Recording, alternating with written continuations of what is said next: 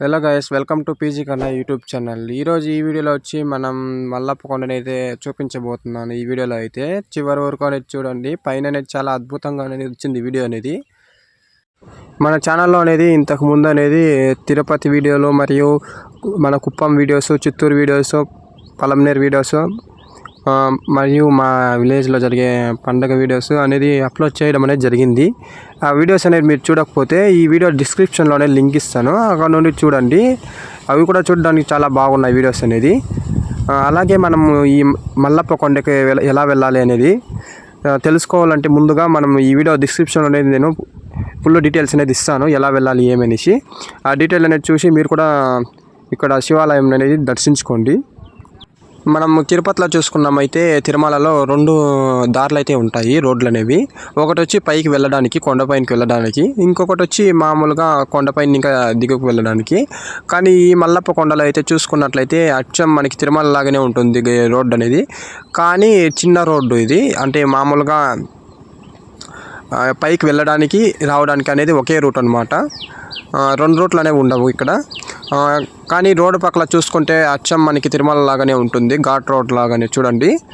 కానీ మనము కొండపైనకి వెళ్ళేటప్పుడు ఇక్కడ రోడ్డు మాత్రమే ఉంటుంది, కానీ మనకి కింద నుండి అయితే మెట్లనే ఉండవు.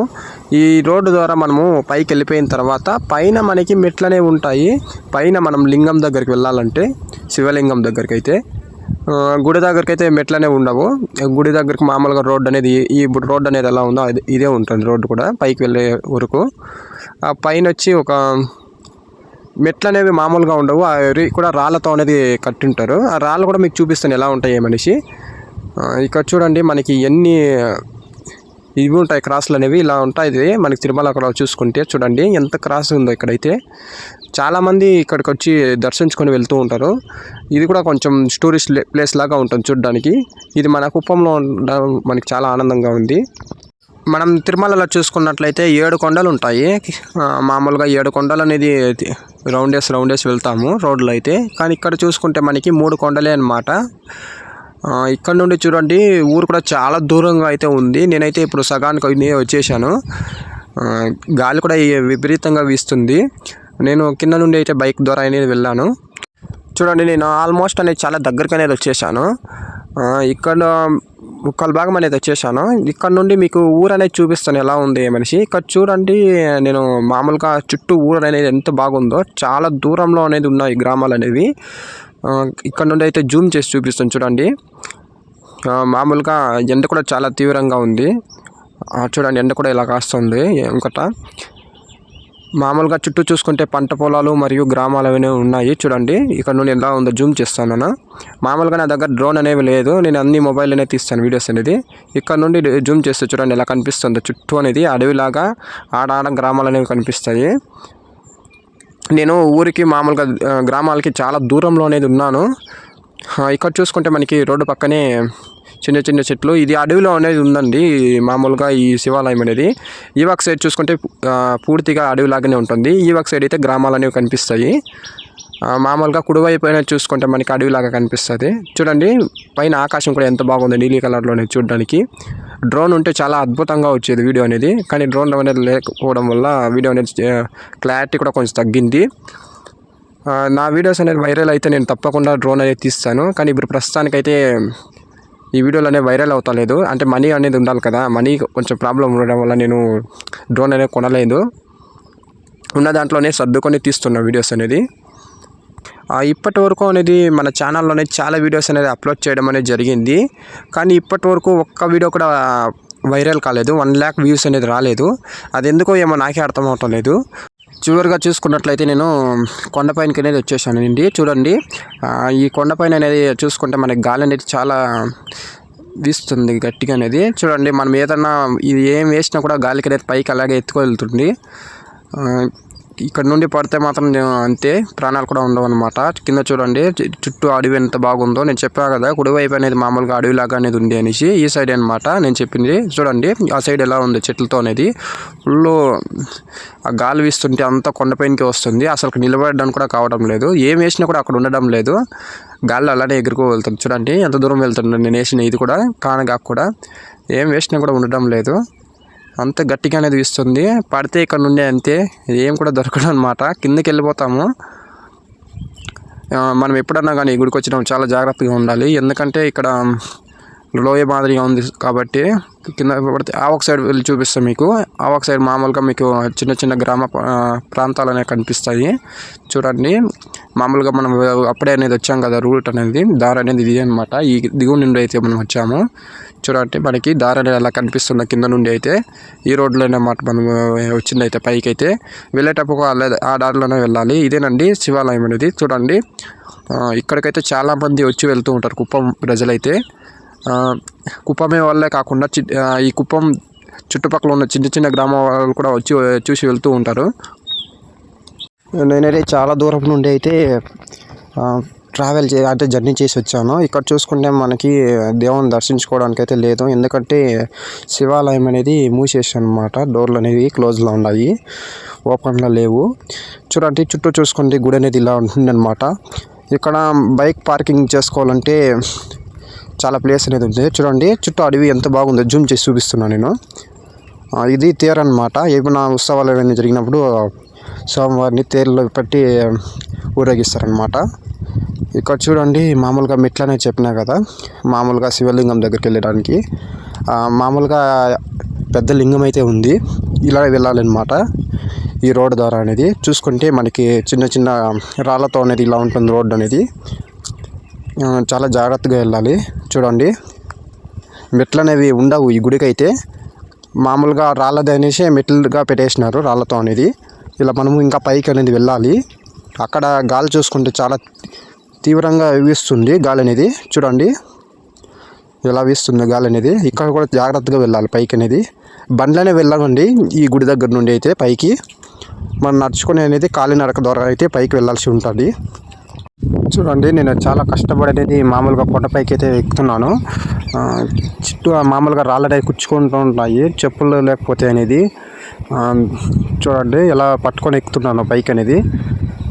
చాలా కష్టంగా ఉంటుంది. మామూలుగా నడక అనేది కొందరికి ఎక్కువ దూరం నడవడం అనేది కొందరికి అవ్వదు కదా, అలాంటి వాళ్ళకైతే రాకండి పైకి అనేది. కిందే దర్శించుకొని అని వెళ్ళిపోండి, ఎందుకంటే పైకి అనేది వచ్చి ఇబ్బంది పడకండి.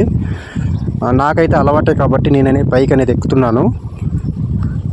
చిన్న చిన్న కంపలనే ఉన్నాయి. ఏదైనా గాలి వస్తే మామూలుగా దుమ్ముగిన కంట్లోకి పడుతూ ఉంటాయి. చూడండి, కిందకి అనేది ఎంత కిందకుందో.